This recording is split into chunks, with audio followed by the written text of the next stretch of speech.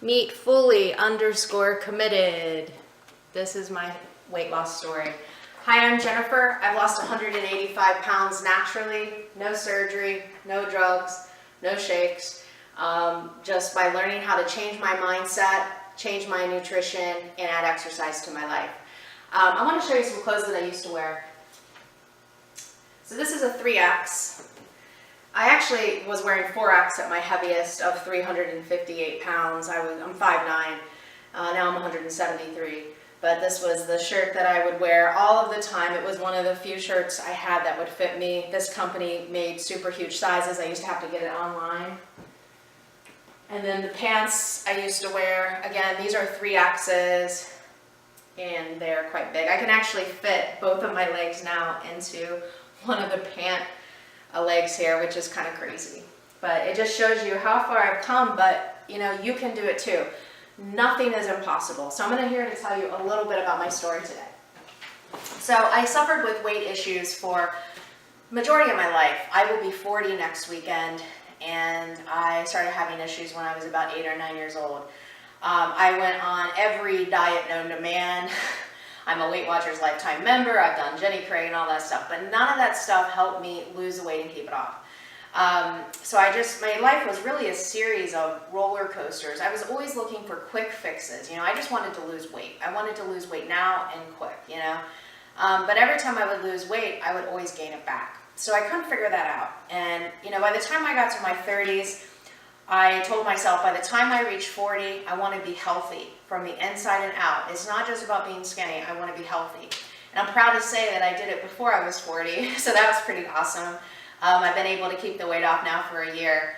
But so in my 30s, when I was at my heaviest of 358, I had high blood pressure, high cholesterol, acid reflux, eczema. I'd actually had the eczema for 20 years. It broke out all over my body. And my doctor told me that if I didn't make some changes, I was going to be put on blood pressure medication. I really did not want that to happen. So I knew that I had to start making some steps. And I also started being honest with myself. I realized that if I didn't make some changes, I was going to be ending my life sooner than if, you know, I was living a healthy life. I knew that I was cutting my life short by my actions, things that were in my control. And, you know, I also knew that I needed to change my relationship with myself.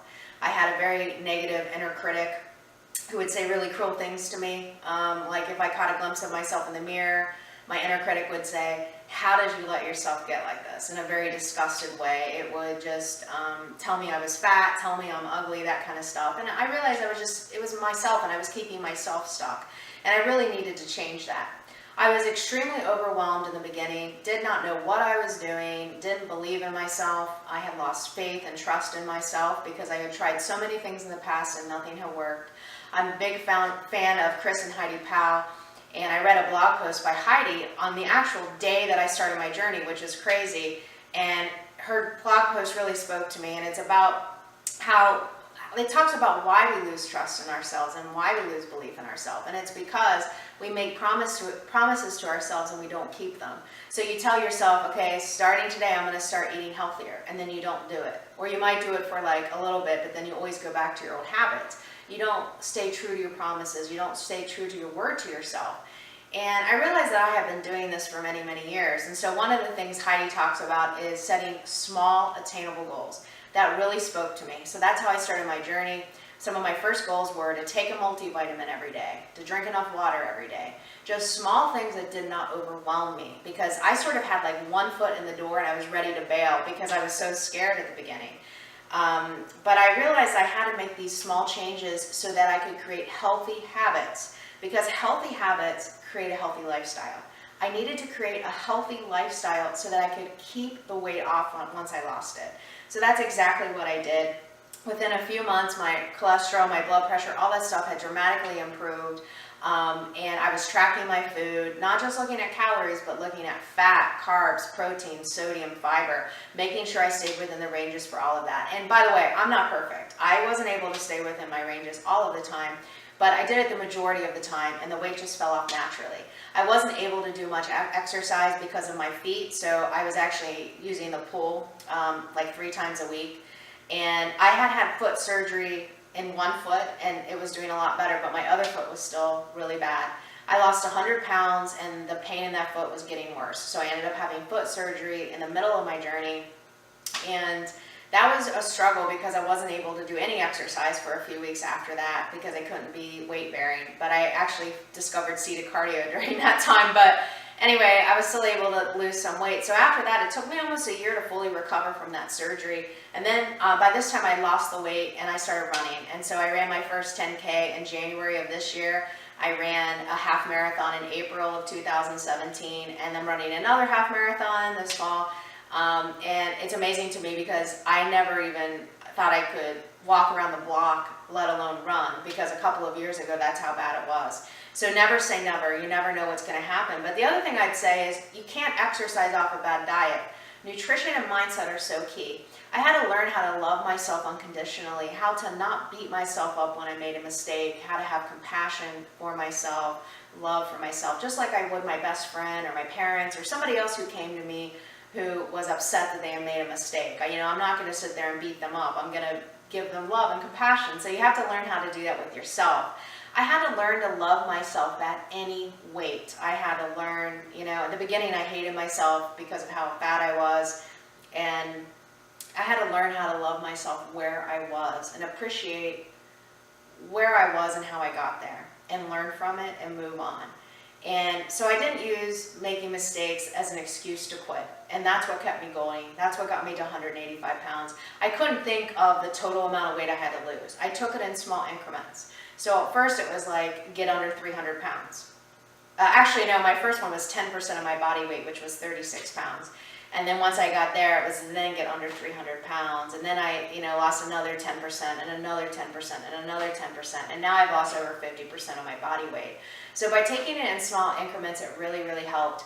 After my foot surgery, I was getting a lot more active. I do a lot of weights now. I exercise now 6 times a week. I do strength training 5 times a week. Now I still have excess skin. A lot of people ask me about that. I get messages about this. I have people saying that they don't want to lose the weight because they're afraid of excess skin.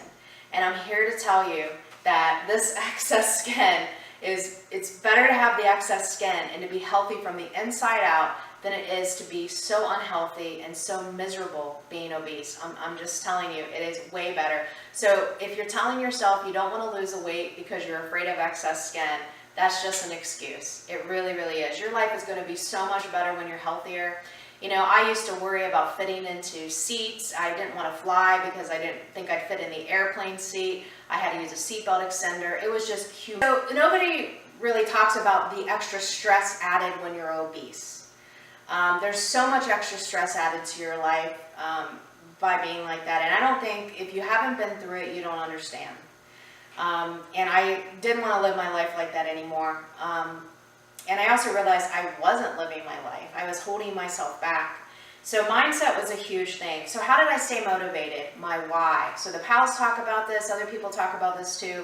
You have to have a strong why. I used to read my why every single morning in the beginning of my journey to keep me focused. My why was I didn't want to cut my life short due to my own actions. I wanted to be comfortable in my own skin. I wanted to love myself no matter what. I was sick and tired of beating myself up. I just wanted to be happy. I wanted to be able to go out and run a half marathon and, do all these things that I had dreams of. And I didn't know how I was going to get there. But I just knew that that's where I wanted to be. I knew I couldn't keep living my life the way I was because I knew that I'd be at 400 pounds very soon. And that scared me more than anything. I did not want to get there. So, one other thing, so just to give you a word of advice, my advice to you is to start small. Don't worry about changing everything overnight because you're going to get overwhelmed and you're most likely not going to be successful. So my big piece of advice to you is to start small. Make sure that you are creating goals for yourself that don't overwhelm you and that are attainable. And then once those become habits, add some more goals. Before you know it, these small goals and habit changes are going to add up to massive transformation. Before you know it, your whole life is going to be transformed. I also realized on this journey that my body is a machine, and when you give it the fuel that it needs, it thrives and it performs efficiently, and the weight just fell off naturally. I don't believe in deprivation. Deprivation and diets don't work. I would give myself small treats throughout the week that I could account for, and still, I was tracking my food, so making sure they wouldn't mess up my numbers. But I would give myself small treats through the week so that I didn't feel deprived. And I also did not give myself a cheat day, because for me, as a binge eater, emotional eater, cheat days got out of control for me. So I did not give myself a cheat day. My journey inspired me to become a health coach. So I studied to become a health coach during my journey, and I opened my own business last September. And I just want to pay forward everything I've learned. I want to inspire others and teach others that they do have the power to transform their lives. If I can do it, you can do it too. And I want to say thanks to Keith and Weight Loss Stories. It's a great page, great TV channel. I love it. It's, even though, I've lost the weight, I'm maintaining, I still need motivation. And so I really get motivated by seeing all of these transformation stories. It's just very amazing to see so many people taking their lives back, taking their power back, getting their lives where they need to be so that they can live the life that they deserve and they desire. And I want to tell you that you can too, okay? So start small, give yourself compassion when you make a mistake, and you're going to do great. Don't forget to follow me on Instagram. My handle is fully_committed13. I post pictures still of my journey now, and I would hope to inspire you, but you also inspire me. So please reach out, let me know about your story. I would love to hear about you. Thank you so much for watching. I'm very honored to be on this. Thank you.